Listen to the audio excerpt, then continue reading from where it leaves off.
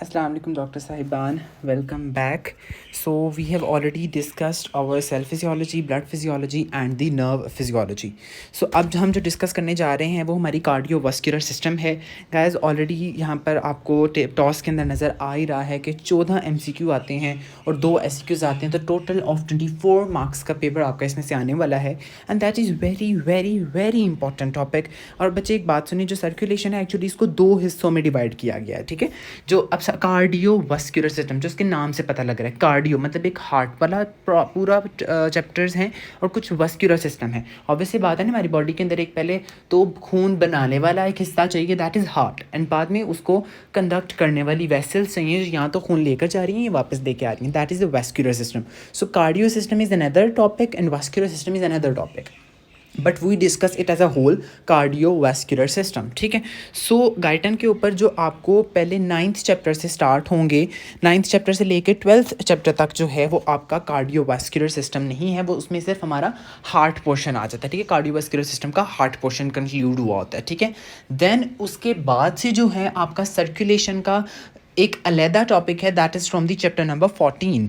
Chapter 14 से start होकर तो देन आपका जाता है स्टार्ट हो जाता है सर्कुलेशन. ठीक है, so cardiovascular system is on a whole ये सब कुछ हो जाएगा. तो 9th से लेके 13th चैप्टर तक आपका हार्ट का पोर्शन आ जाता है. देन 14 से लेकर ऑनवर्ड्स 21, 22 इस तरह पोर्शन तक, आई गेस 24th चैप्टर तक आपका सर्कुलेशन जाता है. तो गाइटन के ऊपर ये पूरा चैप्टर 9 से लेकर 24 तक आपका कार्डियोवास्कुलर सिस्टम बन जाएगा. सो दीज 24 टॉपिक के 24 चैप्टर्स तक, जो 9 से 24 तक है, these are very very important. इसके अंदर से आपको 2 क्वेश्चन आएंगे, एक आपको हार्ट वाले पोर्शन से आएगा और एक आपको सर्कुलेशन वाले पोर्शन से आएगा.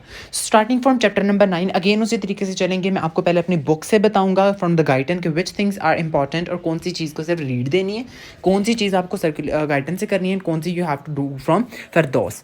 अगेन मैं यही कहूँगा कि सर्कुलेशन के अंदर जो मतलब जो मैं बार बार 2 वर्ड्स यूज़ कर रहा हूँ, एक हार्ट एंड सर्कुलेशन, तो समझ जाइएगा कि हार्ट का पोर्शन में सेपरेटली बोल रहा हूँ, सर्कुलेशन सेपरेटली. जी, तो हार्ट का पोर्शन आपने मस्ट गाइडेंस से ही करना है, वो मैं आपको बता दूंगा. लेकिन जो आपने सर्कुलेशन करनी है वो सारी की सारी गाइडेंस से नहीं करनी है, उसका समहाउ पोर्शन आपने गाइडेंस से करना है एंड समहाउ पोर्शन आपने फिरदौस से करना है. ठीक है, सो स्टार्टिंग फ्रॉम दिस जो चैप्टर नंबर 9 है, चैप्टर नंबर 9 जो है आपका, इसके अंदर से पहला चैप्टर है cardiac muscle, the heart as a pump and function of the heart valves, ये इसकी हेडिंग है. ठीक है, स्टार्टिंग से आप इसको रीड करना स्टार्ट करोगे, सारा रीड करेंगे. पहला जो इंपॉर्टेंट चीज़ आ जाती है दैट इज इंटरकलेटेड डिस्क. क्या होती है कार्डिक मसल एज अ सिंसिशियम, इसका क्या मतलब होता है, ये वाइवा में आ जाता है, रेसिक्यू में आ जाता होता है. ठीक है, then action potential in the cardiac muscle. जब हम स्मूथ मसल्स पढ़ रहे थे, जब हमने स्केलेटल मसल्स नर्व फिजियोलॉजी में पढ़े थे, मैंने तब भी बताया था कि एक्शन पोटेंशियल्स बहुत ज़्यादा इंपॉर्टेंट होते हैं. तो यहाँ पर भी आपके action potentials are really really important, इनको अपने अच्छे से तरीके से देखना है. Fast sodium channels, slow calcium channels, then potassium channels का क्या रोल कहाँ पर आता है, क्या नहीं आता. देन कार्डिक मसल के एक्शन पोटेंशियल की एक समरी दी हुई है फिगर नंबर 9.4 के पहले वाले हिस्से में. ठीक है, उसमें लिखा हुआ है देन इसके फेजेस हैं, फेज़ 0, फेज़ 1, फेज़ 2, फेज़ 3. हर फेज़ के अंदर क्या होता है, कब नहीं होता है, क्या होता है, ये आपने चीज़ें पढ़नी है, अच्छे से पढ़नी है. Then velocity of signal conduction MCQ में आ जाती है. Refractive period of cardiac muscles, ये जो है डेफिनेशन आ जाती है रिफ्रैक्टिव पीरियड की, और साथ आपको MCQ में इसकी वैल्यूज पूछी जा सकती हैं. So you know what is it and what is not. फिर आगे आ जाता है excitation, contraction, coupling, function of calcium ions and the transverse tubules. ये पूरा टॉपिक अलॉन्ग विद फिगर 9.7 आपने इसको रीड देना है just for the MCQs and just for the concept. इसके अंदर एज सच और कुछ आपको नहीं आएगा, लेकिन आपने इसको अच्छे तरीके से करना है. एक क्वेश्चन अक्सर आ जाता होता है, वाइवा में पूछे जाते हैं कि जो प्लेट्यू कॉज होता है एक्शन पोटेंशियल ऑफ हार्ट के अंदर या कार्डिक मसल के एक्शन पोटेंशियल के अंदर, वो क्यों होता है. सो यू शुड नो कि ये जो हमारे पास एक्शन पोटेंशियल है वो क्यों होता है और क्यों नहीं होता है. ठीक है, फिगर 9.5 के अंदर उसने बड़ा खूबसूरती से रिफ्रैक्टिव पीरियड को एक्सप्लेन किया हुआ है, वो आप वहाँ से अच्छे से कर सकते हो. बच्चे कार्डिक साइकिल, कार्डिक साइकिल की डेफिनेशन आनी चाहिए. डायस्टली एंड सिस्टली क्या होता है ये आपको पता होना चाहिए.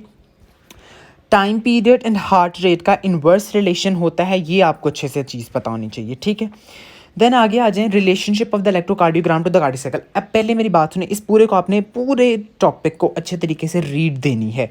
Heart valves, relationship of the heart sounds to the heart pumping, इससे ऊपर ऊपर तक आपने पूरे टॉपिक इसको रीड देना है. इसके अंदर जो SCQs हैं वो कार्डिक साइकिल आ जाता है, कार्डिक साइकिल के फेजेस पूछता होता है. कार्डिक साइकिल के फेजेस आपने पहले इस हार्ट को पूरे यहाँ से पढ़ना है. सेकेंडली फिर आपने फिरदौस खोलनी है, फिरदौस के ऊपर कार्डिक साइकिल के फेजेस सीधे सीधे लिखे हैं, वो आपने वहाँ से क्रैम कर लेने हैं.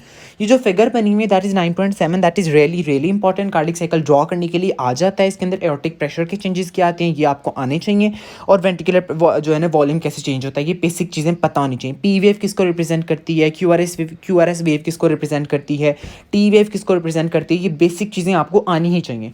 एक वाइवा क्वेश्चन आता है that atria function is a primary pump, इस फिगर के नीचे लिखा हुआ है, ये वाइवा के अंदर पूछा जाता है तो आपको आना चाहिए। ब्लू बॉक्स के अंदर pressure changes A C V wave क्या क्या रिप्रेजेंट करती हैं ये आपको आने चाहिए। Then functions of the ventricles as pump, ये पूरा डिटेल में आपको आना चाहिए कि हमारे पास जो है रैपिड फिलिंग स्टेट कौन सी होती है, थोड़ी स्लो फिलिंग स्टेट कौन सी होती है, डायस्टोलिक और फर्दर कौन सी स्टेज, रैपिड इनफ्लो, डायस्टेसिस क्या होता है, इस तरह इजेक्शन फेज कौन सा है। उसके बाद आगे आइसोवॉल्यूमिक रिलैक्सेशन, आइसोवॉल्यूमिक कंट्रैक्शन, ये सारी बहुत इंपॉर्टेंट चीज़ें हैं। एंड पे 3 डेफिनेशंस आपको इधर मिलती हैं, these are the end diastolic volume, end systolic volume and stroke volume output. इनकी वैल्यूज अलॉन्ग विद डेफिनेशन ये बहुत इंपॉर्टेंट हैं, ठीक है। अलॉन्ग विद आगे से आप इसको जस्ट रीड दोगे, papillary muscles, aortic and pulmonary artery valves वगैरह इनको सिर्फ रीड देनी है। देन एक आपको और आपको 116 पेज पे फिगर 9.8 के थोड़ी सी आगे इंसीसूरा, मुझे इसको प्रोनाउंस नहीं करना था, इंशीसरा कुछ लोग बोलते हैं, कुछ उसको इंसीसरा बोलते हैं, डोंट नो, बट ये आपको पता होना चाहिए कि क्या है और कैसे होती है, ठीक है। देन अलॉन्ग विद आप जो है फिगर नंबर 9.9 पर आ जाएं, इस फिगर को आपने अच्छे से समझ लेना है, कॉन्सेप्ट इसका ले लेना है। देन आगे एक टॉपिक है volume pressure diagram during the cardiac cycle, cardiac work output, ये बहुत इंपॉर्टेंट है, इसके फेजेस आने चाहिए 1 2 3 4, ठीक है। देन फिगर 9.9 है, ये आपको SCQ के तौर पर आ जाती है, और ये पूछते होते हैं कि जो है ना different type of volume changes and हमारे पास जो है प्रेशर चेंजेस वेंट्रिकल्स के अंदर क्या होते हैं। तो आप इस डायग्राम को ड्रॉ करके वो एक ही ना टाइम में सारी चीज़ें कवर कर सकते हो और आपको पूरे नंबर मिल जाते हैं। Then preload afterload की डेफिनेशन अक्सर पूछी जाती है, यू शुड नो कि ये होते क्या है।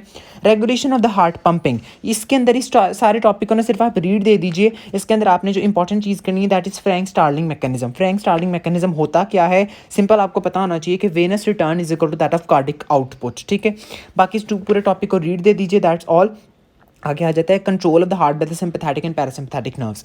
बेसिक सिर्फ आपको इसमें इतना पता होना चाहिए कि जो हमारे पास सिंपैथेटिक है वो एक्साइटेशन करवाते हैं हार्ट की, जबकि पैरासिम्पैथेटिक हैं वो हमारे पास जो है ना हार्ट की कॉन्ट्रैक्शन करवा रहे होते हैं, ठीक है। मतलब वो रिलैक्सेशन करवाएंगे और ये हमारे पास क्या कर सिंपैथेटिक एक्साइटेशन करवाएगी, और जो हमारे पास पैरासिम्पैथेटिक है ये क्या करवा रही होगी, ये हमारे पास उसको रिड्यूस कर रही होगी इसके हार्ट रेट को, मतलब इसके रिलैक्सेशन करवाएगी।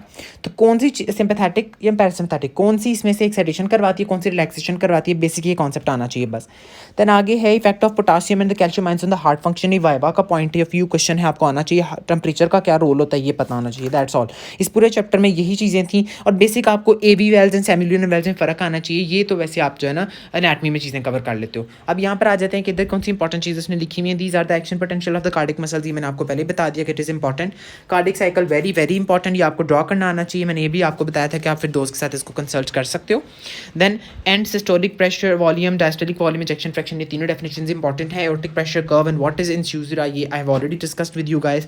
आगे है वॉल्यूम प्रेशर डायग्राम, ये भी मैंने आपको जो फिगर नंबर बताई थी that was I guess 9.9, figure number 9.9 का बी पार्ट, नॉट 1 वाला, ठीक है। बी पार्ट पे जो बड़ी सारी डायग्राम बनी है वो करनी है।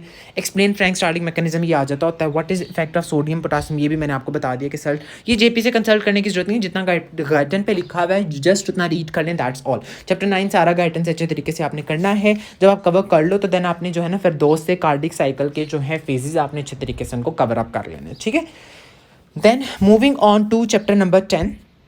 Chapter number 10 is again very important chapter, इसको थॉरली आप तो सारा का सारा रीड करोगे ही करोगे, ठीक है। इसमें AV बंडल क्या है, साइनस नोड क्या है, ये बेसिक चीज़ें आपको पता होनी चाहिए, ठीक है। इसके अंदर साइनस नोड की लोकेशन क्या है ये पूछी जा सकती है, ये पता होना चाहिए, ठीक है।